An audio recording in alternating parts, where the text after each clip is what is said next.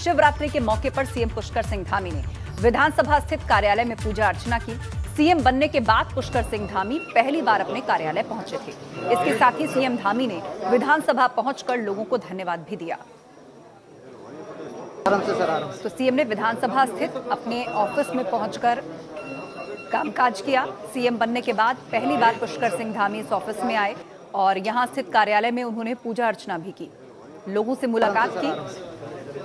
और ये उसी वक्त की तस्वीर आप देख रहे हैं, विधानसभा में स्थित जो ऑफिस मुख्यमंत्री पुष्कर सिंह धामी का, यहां पर पहली बार वो आए सीएम बनने के बाद और यहां पहुंचकर उन्होंने पूजा अर्चना की। सीएम बनने के बाद पहली बार कार्यालय पहुंचे, यहां लोगों से मुलाकात की, लेकिन पहुंचते ही सबसे पहले पूजा की उन्होंने।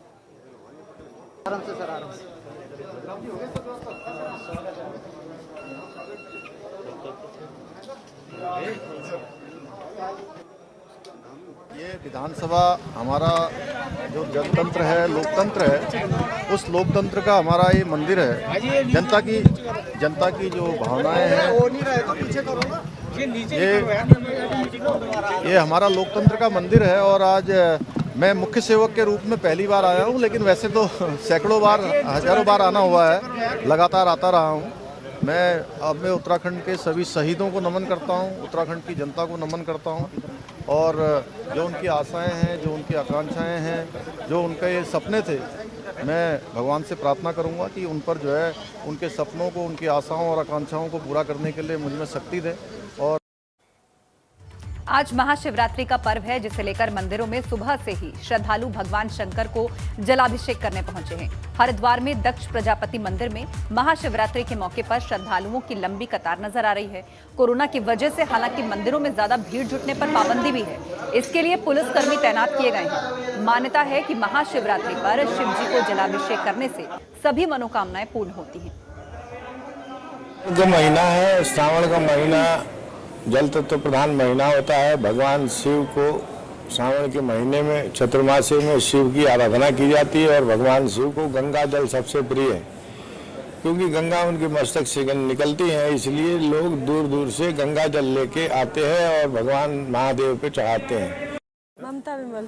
आज जलाभिषेक करना है शिवरात्रि का। हाँ जी, मैं शिव जी को बहुत मानती हूँ और बहुत मन्नतें हैं, यहाँ की मनोकामनाएं पूरी होती, तो बस इसलिए से आज गंगा जल चढ़ाने आए हैं, जलाभिषेक करना है शिवरात्रि का पर्व। क्या महत्व मानते हैं आज के दिन? बहुत शुभ है। और वहीं हरिद्वार में मेडिकल सामान खुले में पड़ा होने का जो मामला सामने आया है, उसमें महामारी से निपटने के लिए फ्रीजर जो मंगवाए गए, ऑक्सीजन सिलेंडर समेत दूसरे कई सामान, सब कुछ आसमान के नीचे खुला रखा पाया गया। ये तस्वीरें औषधि भंडार गृह चंदन नगर की बताई जा रही हैं। मामला सुर्खियों में आने के बाद स्वास्थ्य मंत्री धन सिंह रावत ने अब इसकी जांच के आदेश दिए हैं कि वो बड़े पैमाने पर सामान, मौजूदा दौर में मेडिकल इक्विपमेंट या चिकित्सा से जुड़े हुए सामान की क्या अहमियत है वो हर कोई समझ सकता है, लेकिन देखिए स्वास्थ्य विभाग की कितनी बड़ी लापरवाही।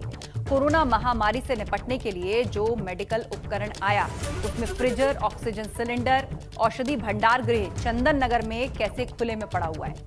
स्वास्थ्य मंत्री धन सिंह रावत ने अब इस मामले में जांच के आदेश दिए हैं। एबीपी गंगा लगातार ये खबर आपको दिखा रहा है, ये तस्वीरें दिखा रहा है कि जल्द से जल्द एक्शन होना चाहिए उन लापरवाह लोगों पर जिनके कारण ये तस्वीरें सामने आई। उधर मसूरी में एक मनचले युवक ने युवती की पिटाई कर दी। आरोप ये कि युवक ने युवती के साथ छेड़खानी की थी।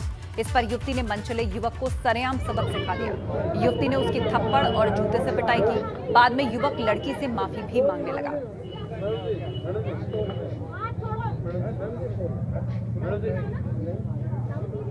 तो युवक पर इस युवती को छेड़खानी का आरोप लगा है और उसके बाद इस लड़की ने बीच रास्ते इस युवक पर थप्पड़ों की बरसात कर दी।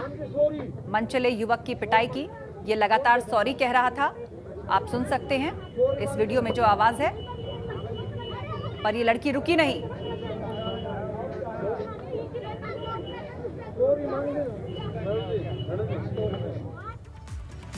और इस बीच एक बड़ी खबर आपको दिल्ली से दे दे। जंतर मंतर पहुंच गए हैं कांग्रेस नेता राहुल गांधी। राहुल गांधी के साथ विपक्षी दलों के कई नेता मौजूद हैं। किसानों से मिल रहे हैं राहुल गांधी और विपक्षी नेता जंतर मंतर पर। इस वक्त आपको बता दें, किसानों की संसद चल रही है। कृषि कानून के विरोध में जंतर मंतर पर किसान बैठे हैं और उन्हीं से मिलने के लिए पहुंच गए हैं राहुल गांधी। किसानों से मुलाकात कर रहे हैं। इससे पहले भी वो ट्रैक्टर पर बैठकर प्रदर्शन कर चुके हैं, कृषि कानूनों का विरोध कर चुके हैं, किसानों के आंदोलन का समर्थन कर चुके हैं। हमारा समर्थन पूरा किसानों के लिए है, क्योंकि ये किसान विरोधी कानून जब तक वापस नहीं होंगे तब तक किसानों के हालात सुधर नहीं सकते। Thank you. तो ये सीधी तस्वीरें आपको दिखा रहे हैं दिल्ली के जंतर मंतर पर। किसानों की संसद यहां पर चल रही है और पहुंचे हैं राहुल गांधी। सीधे लिए चलते हैं आपको, अविनाश तिवारी हमारे साथ लाइव जुड़ गए हैं। अविनाश, हम देख पा रहे हैं कि भीड़ भाड़ है वहां पर और बीचों बीच राहुल गांधी खड़े हैं, आसपास किसान हैं और जहां पर प्रोटेस्ट चल रहा है जंतर मंतर पर, और कौन कौन राहुल गांधी के साथ यहां पर पहुंचा है और क्या राहुल गांधी भी मंच से कुछ कह सकते हैं? आप यहाँ पे प्लीज इधर आके बैठ जाइए, आपके लिए जगह बनी हुई है। हम चाहते हैं कि आप जी देखिए आस्था, सबसे पहले आपको तस्वीरें दिखाना चाहेंगे। राहुल गांधी को आप देख रहे होंगे स्क्रीन पे, राहुल गांधी यहाँ पे मौजूद हैं।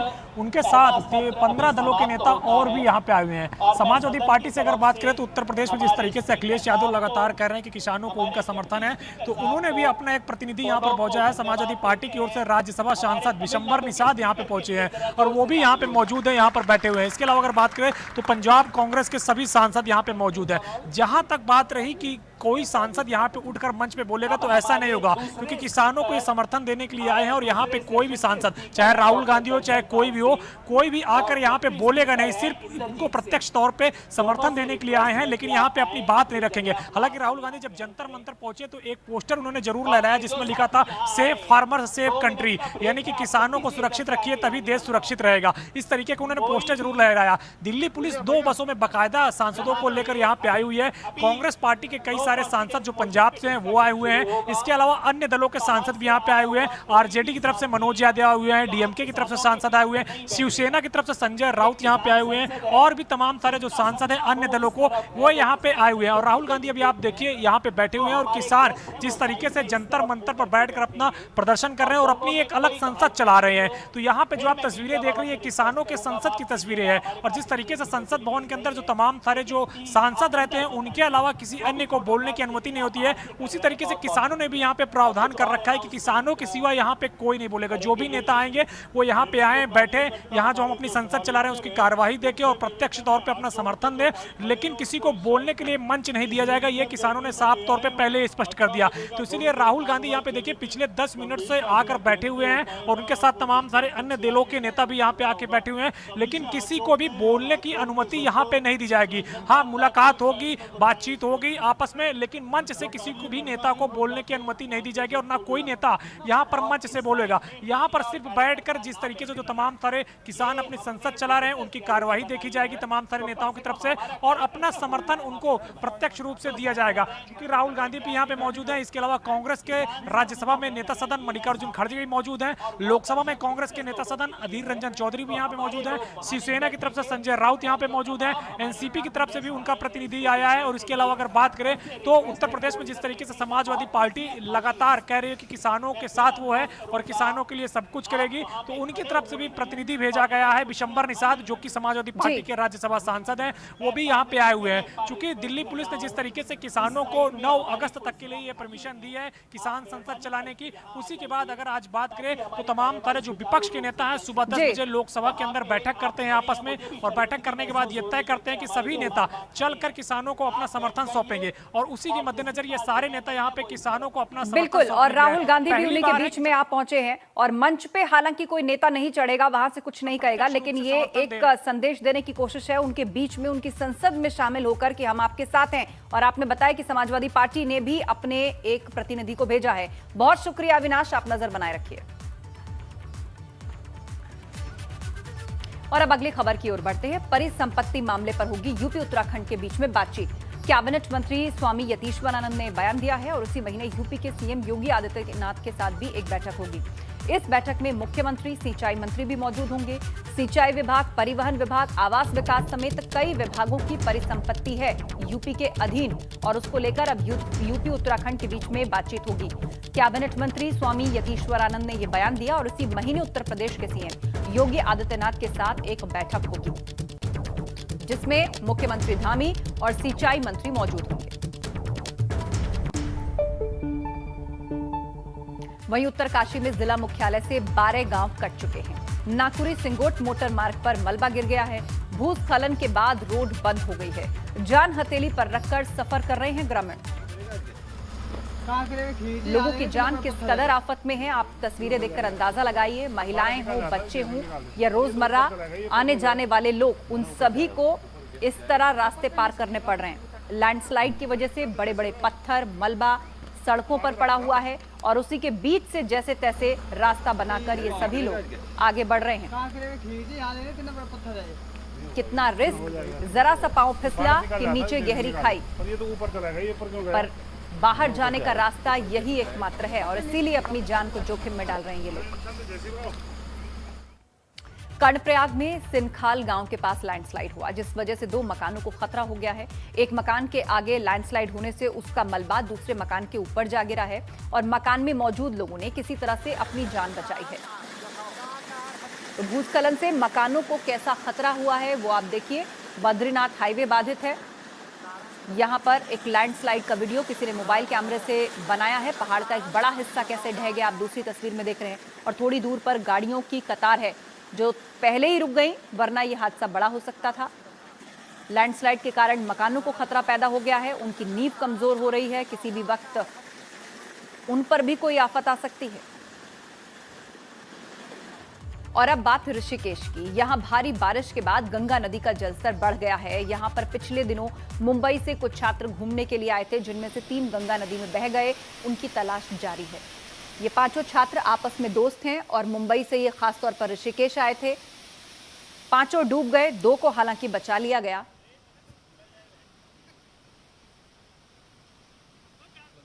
बारहवीं का रिजल्ट घोषित होने के बाद अब छात्रों को कॉलेज में एडमिशन की टेंशन है क्योंकि सरकारी कॉलेजेस में एडमिशन के लिए अभी वक्त है जबकि प्राइवेट कॉलेजेस में एडमिशन जारी है, लेकिन उनकी फीस बहुत ज्यादा है। तो ऐसे में ये छात्र टेंशन में दिख रहे हैं।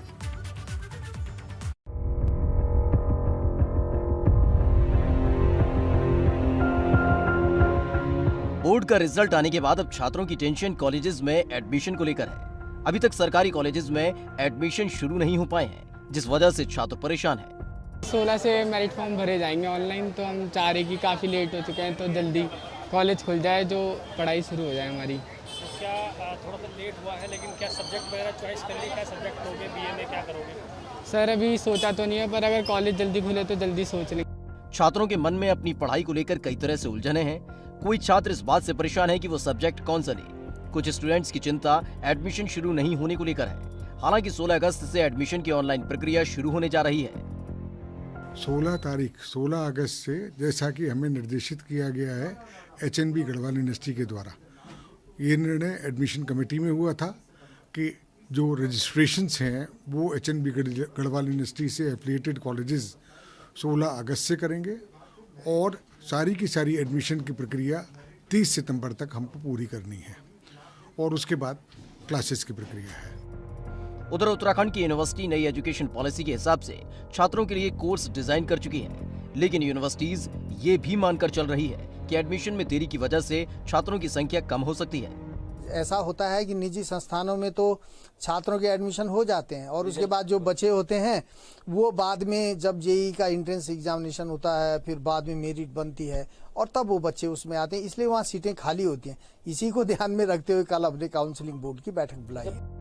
कोरोना की वजह से इस साल भी हालात कुछ ठीक नहीं रहे हैं जिसका असर छात्रों की पढ़ाई पर भी पड़ रहा है। बोर्ड की परीक्षाएं तो जैसे तैसे हो गईं, मगर हायर एजुकेशन में कक्षाएं कैसे चलेंगी ये बड़ा सवाल है। एबीपी गंगा के लिए देहरादून से पंकज राणा की रिपोर्ट। में भाजपा प्रदेश कार्यालय पर राष्ट्रीय स्वास्थ्य जन स्वयंसेवक अभियान के तहत कार्यशाला का आयोजन किया गया। इसमें भाजपा के राष्ट्रीय संगठन महामंत्री शिव प्रकाश के अलावा पार्टी के कई बड़े नेता शामिल हुए। भाजपा संगठन ने 25,000 कार्यकर्ताओं को कोरोना की संभावित तीसरी लहर को देखते हुए ट्रेंड किया है। ये कार्यकर्ता जरूरत के समय आम आदमी की मदद करेंगे। यशस्वी प्रदेश अध्यक्ष आदरणीय मदन कौशिक जी, हम सभी महामंत्री सह संगठन परम आदरणीय प्रकाश जी भाई साहब हमारे थर्ड वेव के बारे में एक्सपर्ट कभी कभी इस बात को रखते हैं कि थर्ड वेव आएगी कैसे आएगी। भारतीय जनता पार्टी ने उसकी तैयारी के लिए बूथ स्तर तक स्वास्थ्य स्वयंसेवक और इस प्रकार का एक पूरा वृहत रूप से कार्यक्रम आयोजन किया है। इसमें राष्ट्रीय स्तर पर हमारा एक कार्यक्रम अभी दिल्ली में हुआ था, जिसमें प्रदेश के हमारे 4 लोग गए थे। इसकी जिम्मेदारी हमने एक महामंत्री जो हमारे सुरेश भट्ट जी हैं उनको दी है, मंत्री किरण देवी जी उनको दी है। उधर राज्य सरकार ने एपीएल, पीएचएस और अंत्योदय समेत 3 वर्गों में राशन कार्ड को बांटा है ताकि हर वर्ग को कार्ड के आधार पर राशन मिल पाए। मगर अल्मोड़ा में इसमें बड़ी गड़बड़ी नजर आई है। पीएचएस कार्ड वालों को अंत्योदय और अंत्योदय को पीएचएस कार्ड बना दिए गए। कई कार्ड फर्जी होने का मामला भी सामने आया, जिसे लेकर जिला अधिकारी ने अब जांच बैठा दी है।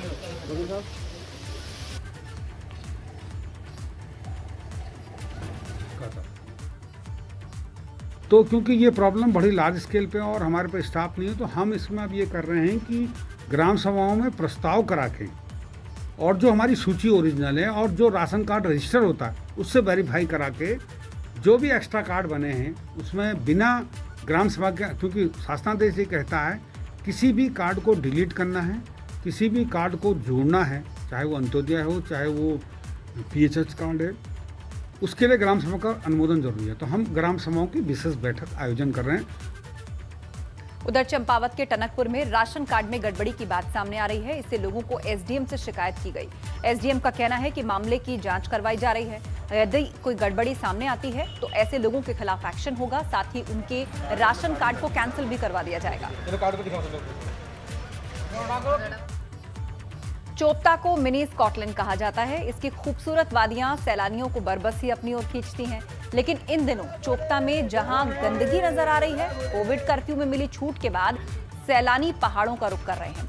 चोपता में बड़ी संख्या में सैलानी आ रहे हैं और उसी दौरान वो यहाँ पर पानी की बोतलें, खाने पीने का बचा हुआ सामान, प्लास्टिक का कचरा वहीं छोड़कर चले जाते हैं। प्रशासन भले ही इस ओर ध्यान नहीं दे रहा हो, मगर कुछ स्थानीय लोगों ने सफाई अभियान चलाकर तुंगनाथ घाटी के चोपता, तुंगनाथ धाम, चंद्रशिला समेत कई यात्रा पड़ावों से कूड़ा इकट्ठा करके उसे वन विभाग को सौंपा है।